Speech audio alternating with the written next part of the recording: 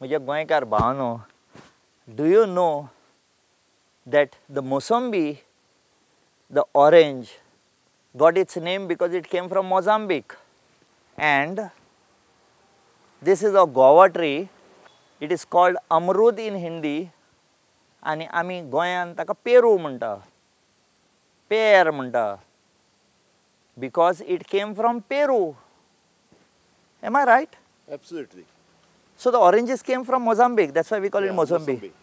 And the guava came from Peru, that's why we call it Peru. Did you know this? By the way, the botanical name of this is Psydium guava. Absolutely. But what I am going to show you here is something a little different, something you will be surprised about, and that is the chiku, sapota. Can you tell us something more about this?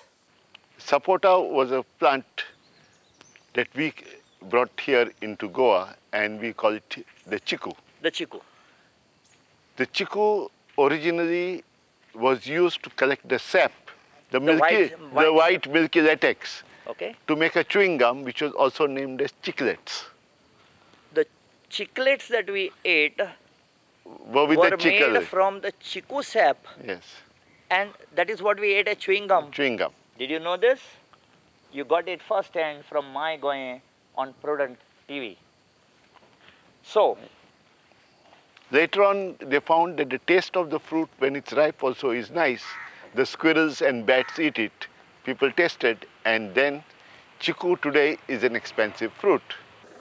So ladies and gentlemen, you know that initially the chiku was used to make chiclets, chewing gums. And from where did this tree come? This tree has come from Central America, around Mexico. Around Mexico. Mexico. It originally was called as Zapota there. Okay. And the scientific name also was Acras zapota. Okay. And still, if you go to Karnataka, people still call it sapota. Okay. Today, it's called as Manilkara acras. Okay. And in the same group as Adam, the fruit of Adam. Amazing fruits, both chiku and Adam. But right now, see what a chiku or a sapota or a zapota who has come here from Central America to Goa, see how it looks. And when you have the opportunity, taste it. Amazing. Have a milkshake out of it. Beautiful. Liked it? Watch it.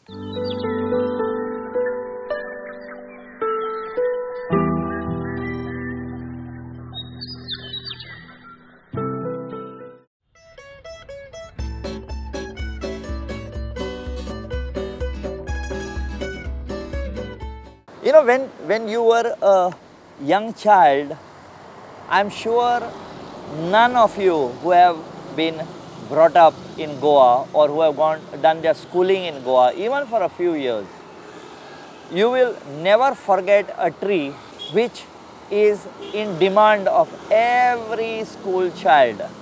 And the name of this tree is Ziziphus zuzuba. What? Didn't understand what I was saying? Okay, I will tell you in very simple terms. Ziziphus zuzuba means the boran tree. And I am sure that during the summertime, we love to eat the borans or borums as we call it. This tree, is it from here or has it come from somewhere?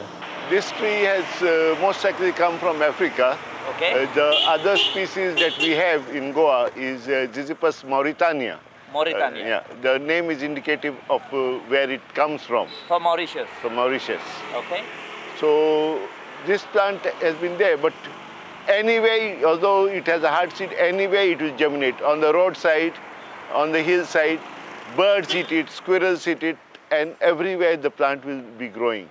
And it is a thorny plant, yes. So cattle don't eat it, and it grows into a tree wherever it is, whether it's roadside or anywhere, does not require a tree guard.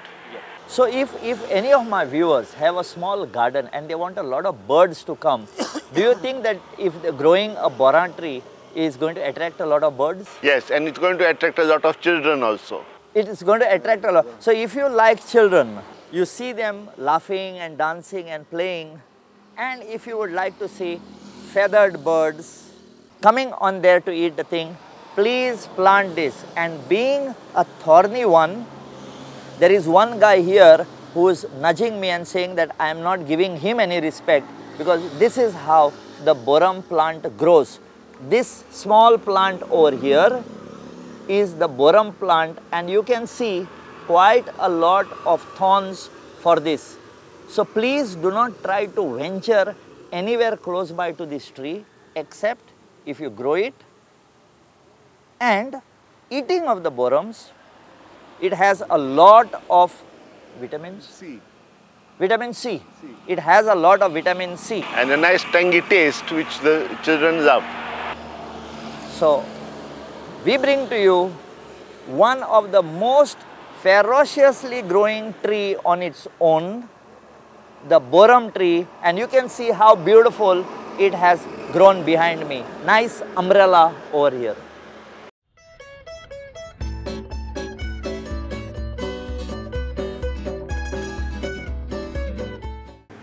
Ladies and gentlemen, Goenkar Bhavano, what is your lifespan? 60 years, 70 years, 80 years? Few of us live to be 100. Now the reason why I have brought you here with my friend Dr. Miguel Braganza is to show you something that is there in Ribandar, right next to the small shrine of Datta Maharaj, and that is this tree behind over here that you see. We will see it in detail later, but ladies and gentlemen, when most of our generations and generations and generations go by, this tree will still be standing over here. This tree is called as the baobab tree and can live to a ripe old age of around 3000 to 3500 years. Don't believe me? Let's ask Dr. Miguel Baba. Miguel Baba, what is the age of this? This tree itself may be 100 years or 120 years old. But there are trees in the savannas of Africa, the grasslands, which are very old, more than 3000 years old. Okay. So they are still there. They are still there, and they are huge. They are huge. About 154 feet in circumference. That's about 50 meters. 154 feet in circumference. But why does this tree suddenly have a 154 circumference? This tree has got the capacity like a matti tree to store water in its trunk. Okay. It is known that some of these trees which are there in the savannas have up to 1,20,000 liters of water stored in them in a year. You mean to say that in this tree there will be water? There will be water, yes. And this water is available for the human beings also to tap and to drink. It's It's potable water. It's potable water. Ladies and gentlemen, we have come up across another secret. There are many other uses to the baobab tree. Is it? It gives you fruit that is edible, Okay. which is rich in vitamin C Okay. and also in calcium. In calcium. It can be used to thicken jellies, Okay. marmalades, curries and gravies, even for thickening of soup. Really? And today the European Union allows fruit powder to be stored as food. The European Union is very careful about what can be consumed because there can be issues of health. Yes. And they have certified it to be fit for that. Okay. Now this tree is here in Ribandar. Yes. Are there any other trees of baobab in Goa? Yeah, possibly the biggest baobab tree in Goa is in front of the Cape police station and jail. Just across the road from the entrance is a big baobab tree. And how old should that be? That may be older, it may be 300 years old or so. It's been there. And there is a link to the baobab tree with the slave trade of yore. Really? The fruit being rich in calcium and vitamin C used to prevent diseases among the slaves who were shipped across the islands or across the Arabian Sea, almost like cattle, clustered close together. So to prevent scurvy and other problems, this fruit was given to each slave to eat during the journey. So possibly when we see this baobab tree here or in Kepe, Yeah. could it be a contribution from the slaves to Goa? It could be from the slave traders. From the slave Traders. who may have dumped the additional fruits over here. Dumped additional fruits or maybe cultivated here, because from Goa also there is record of slave trade, and that Goans were involved in slave trade during the Portuguese colonial era in Goa. That was a bad time, ladies and gentlemen.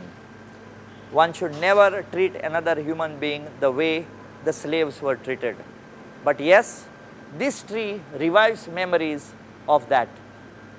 So next time you pass from the Ribandar Causeway, which is again a historic edifice or architectural marvel rather, built in 1632 to 1634, at the time when the Taj Mahal was being built.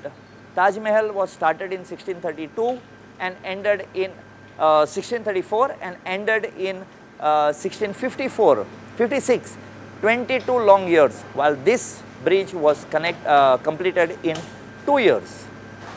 It was the longest causeway in Asia at that time. From Panjim to here, it had 40 arches and it was 3026 meters long. It still survives today. And at the end of this Ribandar Causeway, in Ribandar village, you can see this beautiful tree which has been maintained, and this is the baobab tree. And if you live for 3500 years old, you will see that this tree also will give you company. Talking about bridges, there is another beautiful link between geography and biology with the baobab tree in the Gondwana land theory. Okay? According to the Gondwana land theory, the big mass of continent which was Africa broke into Madagascar, into the peninsula India, into the Arabian Peninsula, into New Zealand and Australia, and into South America. Okay. The baobab tree, Adansonia, Madagascarensis and digitata and the other species are spread over Africa, Madagascar, here in India, in Arabia and in Australia. Perhaps it may also be there in South America. And so the theory of the Gonds and the Maoris and other aborigines with fat lips and curly hair and dark skin and the baobab tree may have been transferred along with the shift of the continent rather than shift of the people. We go back a long time when the continents were shifting, where from one place in the Antarctic down there in the south, South America went to South America, Africa went to Africa, India came to India, and along with that possibly came this tree. So ladies and gentlemen, for you, the great baobab tree.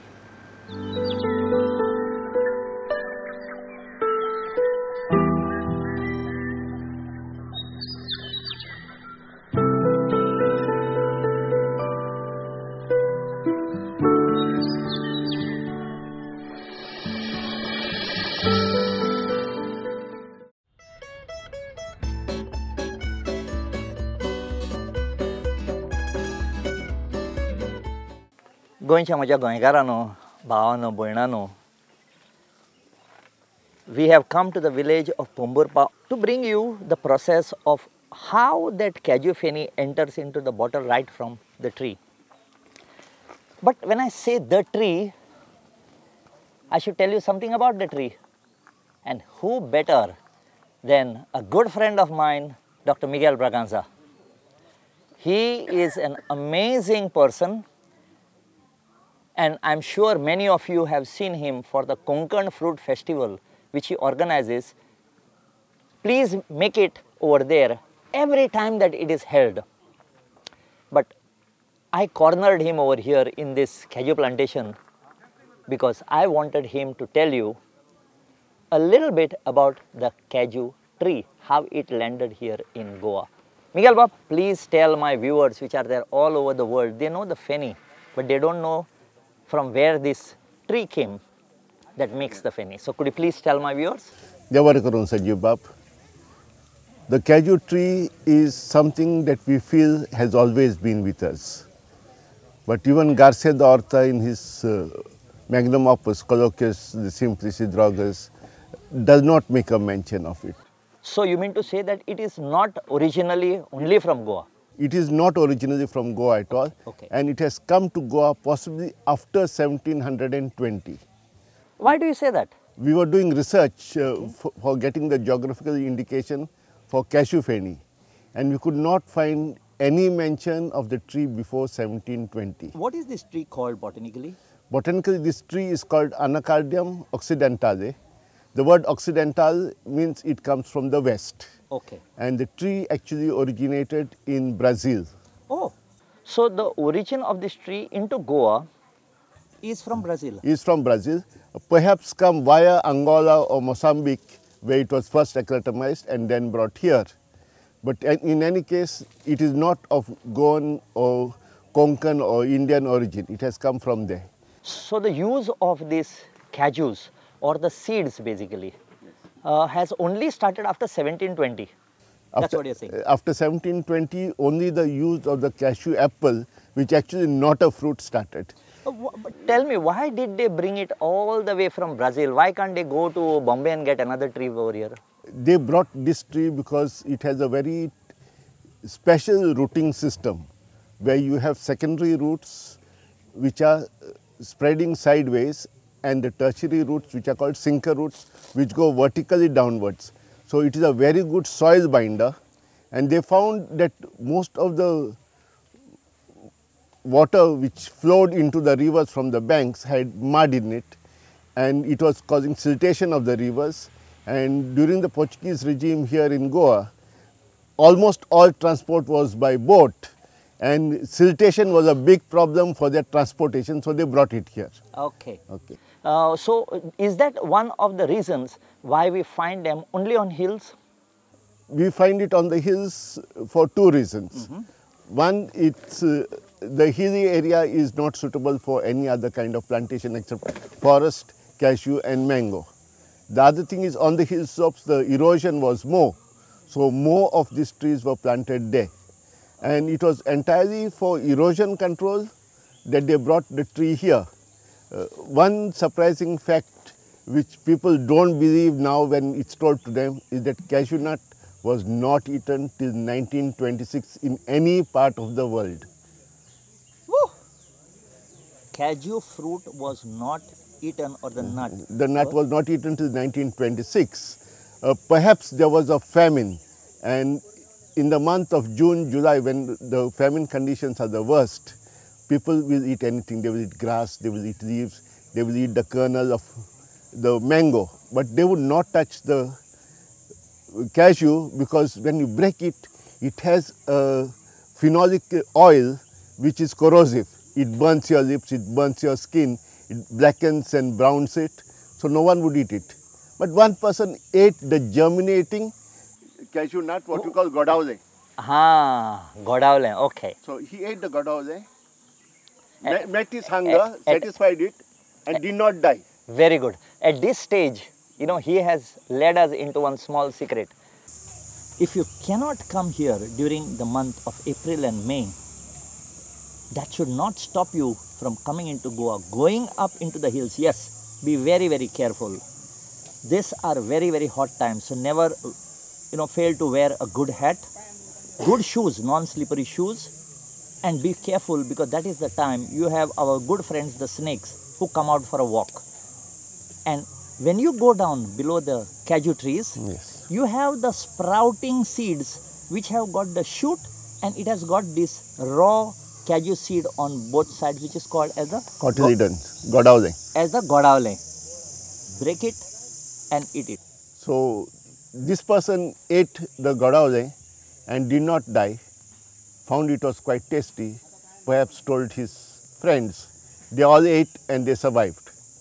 Next year, there was no famine, but they could not wait till the monsoon to eat. So they tried to do something and roasted the cashew seed to get rid of the oil, broke it and ate it. In 1927, for the first time, they tried to export it to England that time, because that was the main British government all over India at that time. They exported there, but it got weevils, borrowed. Okay. The very next year, they didn't try. In 1929 was the first export. Today, it is the only commodity that we export from Goa, the cashew nut. When you say that we export, let me ask a very harsh question. Is it true that most of the cashew nuts which are sold to the tourists over here are imported either from Mozambique or are brought here from Kerala? How far would I be true? Yeah, actually what is happening today is Goa has got a name for cashew nuts. People want to eat cashew nuts from here. So cashew nuts come from Mozambique, they come from even as far away as Nigeria and Liberia to Goa, and they are processed. The Goa cashew nuts basically goes to the export market, whether you look at the Zantier cashew nuts which is exported, or today Adarsh Bagadar of Prakash Valley which has come into the market. It caters to the export market in Goa as well as in Mangalore. The cashew nuts get exported to Mangalore, they process it there and they export it elsewhere. What we are mostly eating is cashew nut from Africa, but Goa is the brand that sells. Okay. Remember one thing, when he talks about eating the cashew nut, you can eat cashew nut plain after it is roasted, tastes beautiful with the shell when you de-husk it. And now they have come up with some amazing masalas, even green chili masala, kafrial masala the other day I tasted on a cashew nut. Can you believe they made a cashew nut into a chicken? But they taste good. Let's not look at where it is used. It's a cross usage, whichever is there. Yeah. Flavoring basically is done for cashew nuts which don't have a flavor of their own. So if you get good quality cashew nut, no one is going to flavor it. You get second and third quality cashew nut, that is what is getting flavored to attract you, because it is some flavor that you are attracted to. Now you know the secret of it. Next time you buy this red, green colored masala outside, you know inside they are dumb. Okay, not the thing. But Miguel Bob, I have one question for you. You said that the main reason why they brought this cashew fruit from, or the seed from Brazil over here, was to act as a erosion controller. Yes. With your tapping root and the spreading root, in my words for the viewers.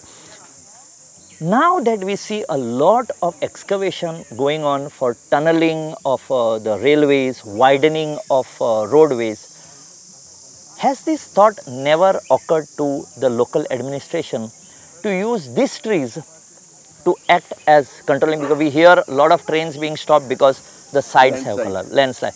Why are they not using it? Are they not sure or they don't believe you? I think they do not spend time to look for trees which help. They take the technology that's available somewhere, they take the rates for doing the work that is available elsewhere. Sodding is something that is done. Even the Konkani Railway has done sodding. Sodding is something that is not suited for the weather and the climate in the Konkan, because we have 3 or 4 months of rain, 8 months of nothing. The grass dies. When it rains, the next time the soil washes off. If you had to put a cashew tree, it would have remained there forever. Would you like to take up the task honorary with your students to make a good example of one small stretch of the railway, if the railways give you permission? Definitely, it would be a thing to do, and it would be a technology that they could adopt elsewhere in the Konkan and heavy rainfall areas. But don't tell them too much, because they will take our cashews and use it all over India and we'll lose our the value for that particular thing. I'm just joking. No, just joking, of course, because cashew nut no longer is India's forte now. New countries which have been under warfare for so many years, like Vietnam, they have become the largest exporters of cashew. They are going to be soon the largest exporters of jackfruit. Our fruits, unless in Goa and the Konkan we get into commercial plantations, we are going to lose all our strengths, because that strength is being taken by other countries which are a little bit more hardworking than us. Yes. Ladies and gentlemen, Goenkarano, do you know why I am talking to this gentleman? Because I personally know him for ages. And I can very proudly say that he is one among the authorities on the plants of Goa. This information about the cashew tree is coming to you not from any other person but from Dr. Miguel Braganza, who is also teaching at one of the agriculture college. Can you tell us a little bit about that? I was teaching at the Don Bosco College of Agriculture in Sulcorna. I'm still associated with its development and a member of its governing committee, which is different from any other agriculture college in India and perhaps anywhere in the world, in the sense that all agricultural practice over there is organic at the undergraduate level. You have many postgraduate courses in organic farming, but at undergraduate level it is not there. We follow the ICR syllabus, which contains the chemical treatment of various things, but when they practice in the field, whether they're growing rice or they're growing vegetables or they're looking after other crops, they are dealing with organic. And at the Konkan Fruit Fest, they will be showing people how to deal with the problems of rice, of coconut, of cashew and other fruit trees using organic methods which don't need chemicals to be sprayed on the fruits, on the plants, on anything. Such a lot of secrets about the plants, the flora of Goa that has been shared. So, Mogal Bhavano, let me say a big Dev Borenkuru to him, that's thank you in Konkani, and like he always says in all his messages, Mogasuni. Mogasuni.